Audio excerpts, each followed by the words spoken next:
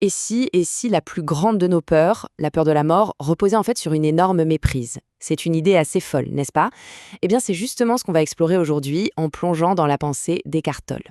L'objectif, essayer de déconstruire cette angoisse qui nous pèse tant pour peut-être, qui sait, trouver une paix qu'on n'aurait jamais imaginée. Voilà une citation d'Eckhart Tolle qui fait réfléchir, hein. C'est puissant. Et c'est vrai, quand on y pense, notre culture fait tout son possible pour mettre la mort de côté, pour ne pas la voir. On la cache, on l'évite. Mais le problème, selon Tolle, c'est qu'en faisant ça, en fuyant la mort, on perd quelque chose d'essentiel, la profondeur même de la vie. On entre donc dans le vif du sujet. Mais alors, d'où vient cette peur, au fond? C'est vrai que la plupart du temps, on préfère ne pas y penser, tout simplement. On détourne le regard.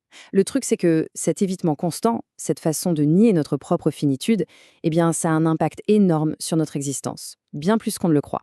C'est exactement ça. Ce déni nous garde à la surface des choses, à la surface de ce qu'on est. Ça nous empêche de voir qui se cache vraiment derrière le nom, la forme physique, toute l'histoire personnelle qu'on se raconte. C'est une super image en fait. C'est un peu comme si on passait toute sa vie à ne lire que la couverture d'un livre, alors que l'intérieur est infini. Ok, alors comment on sort de là? Pour Toll, la solution c'est un changement de perspective, mais alors un changement radical. Et tout commence par une simple promenade en forêt. On va voir comment il faut redéfinir les opposés. Alors, imaginez ça. On se balade en forêt. Et là, à chaque pas, on voit la vie et la mort qui s'entremêlent. Il y a des arbres tombés, des feuilles qui pourrissent sur le sol, toute cette matière en décomposition. On se dit, voilà, c'est le cycle de la vie, ça naît, ça meurt et ça recommence. C'est ce qu'on voit en surface du Mans. Parce que si on regarde de plus près, vraiment de très près, eh bien on se rend compte qu'il n'y a pas de mort à proprement parler. Il n'y a qu'une métamorphose des formes de vie. Ce tronc d'arbre qui a l'air mort, en réalité, il grouille de vie. Il y a des milliards de micro-organismes qui travaillent, les molécules se réorganisent. Ce n'est pas du tout la fin de la vie, non. C'est juste la vie qui change de forme. C'est une transformation constante. Et c'est là qu'on arrive au cœur de l'idée de Toll. L'idée qui change absolument tout. On a tendance à penser que l'opposé de la vie, c'est la mort. Eh bien non, c'est une fausse idée. Selon lui, le véritable opposé de la mort, c'est la naissance. La vie, elle, n'a pas d'opposé. C'est ça qui est dingue.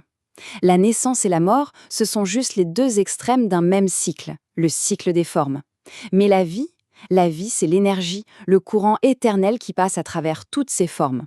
Bon, maintenant, parlons de ce jeu qui a peur de mourir. Si ce qu'on vient de dire est vrai, si la vie est éternelle, alors qu'est-ce qui en nous a si terriblement peur de mourir? D'où est-ce qu'elle vient cette angoisse si profonde à l'idée de sa propre fin? La réponse de Tolle est très claire. Ce qui a peur, ce n'est pas notre être profond. C'est ce qu'il appelle le jeu, ou l'ego. Et c'est quoi l'ego? Ce n'est pas notre essence véritable. C'est une formation temporaire. Ça inclut le nom qu'on porte, notre corps, et toute l'histoire qu'on se raconte sur soi-même. C'est cette histoire, cette forme qui a peur de disparaître, pas l'être essentiel. Il y a une autre image qu'il utilise, qui est très parlante. Il dit que toute l'histoire de notre vie, au final, pourrait nous apparaître comme une sorte de rêve qui approche de sa fin. Ça amène une question cruciale. Si c'est un rêve, qui est le rêveur? Qui est-ce qui observe ce rêve? Il doit bien y avoir une conscience qui fait l'expérience de tout ça, non? Et pour Toll, c'est ça, notre véritable nature. Ok, mais concrètement, comment on fait? Comment on passe de cette compréhension intellectuelle à une paix réelle? La clé, ce n'est pas d'attendre la grande confrontation finale avec la mort, non. C'est de s'entraîner au quotidien. Le chemin passe par l'acceptation. L'acceptation des petites fins de tous les jours. Les petites morts, c'est quoi? En fait, il suffit d'y penser. Notre vie n'est qu'une suite de fins. Une rencontre sympa avec un ami qui se termine, les vacances qui sont finies, un projet qu'on vient de boucler, ou des choses plus dures, comme une relation qui se brise, un job qu'on perd. Chacun de ces moments, c'est une petite mort.